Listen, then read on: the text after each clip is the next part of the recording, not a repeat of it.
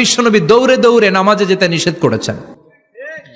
বিশ্বনবী বলেছেন, ইদা উকিমাতিস সালাহ, মনোযোগ দিয়ে শুনেন, ইদা উকিমাতিস সালাতু ফালা তাতুহা তাসআউন ওয়া আতুহা তামশুন আলাইকুম বিসাকিনা ফামা আদরাকতুম ফাসাল্লু ওয়া মা ফাতাকুম ফাতিম্মু। যখন নামাজ শুরু হয়ে যায় দৌড়ে দৌড়ে যাবে না, তামশুন হেঁটে হেঁটে যাও, আলাইকুম বিসাকিনা ধীরে ধীরে যাও, ফামা আদরাকতুম ফাসাল্লু ইমাম সাহেবের সাথে যে যত রাকাত পাবা পড়বা, ওয়া মা ফাতাকুম ফাতিম্মু যেটা ছুটে যায় নিজে নিজে পড়ো, কবুল করে নিবে কে?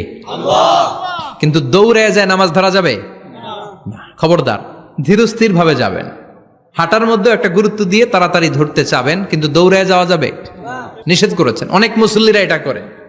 ধরেন মাগরিবের নামাজ, অজুখানাতে মুসল্লিরা অজু করতেছে, ইমাম সাহেব নামাজ শুরু করেছেন, আল কারিআতু মাল কারিআ ওমা আদরাকা মাল কারিআ, মুখস্থ আছে না সবার?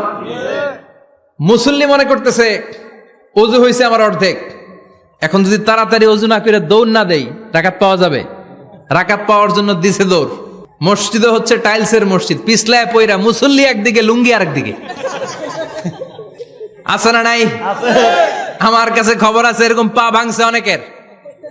রাকাত ধরার জন্য মুসল্লি তাড়াহুড়ো করে দিছে দৌড়, মুসল্লি একদিকে লুঙ্গি, ঠ্যাং ভাঙ্গা শেষ, এখন ল্যাংড়া। বিশ্বনবীর কথা মানে নাই, ওটারে ল্যাংড়া বানাইছে কে? আল্লাহ। এই জন্য বিশ্বনবী বললেন, খবরদার দৌড়ে যাবে না, একামত হয়ে গেলে ধীরস্থির ভাবে যাও। কেননা দৌড়ে দৌড়ে আপনি কার দরবারে যাবেন? উনি তো সব রাজার বড় রাজা, মহারাজা। মহারাজার দরবারে তাড়াহুড়ো করা যায় নাকি? না। ফিট হয়ে কাপড় চোপড় পরে আতর টাতর মেখে ধীরস্থির ভাবে যাবেন।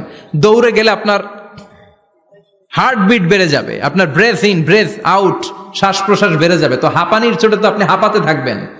আপনি তাহিয়া পড়বেন কখন, তাসবিহ পড়বেন কখন, আল্লাহর প্রশংসা করবেন কখন? চিল্লা এখন ঠিক কিনা?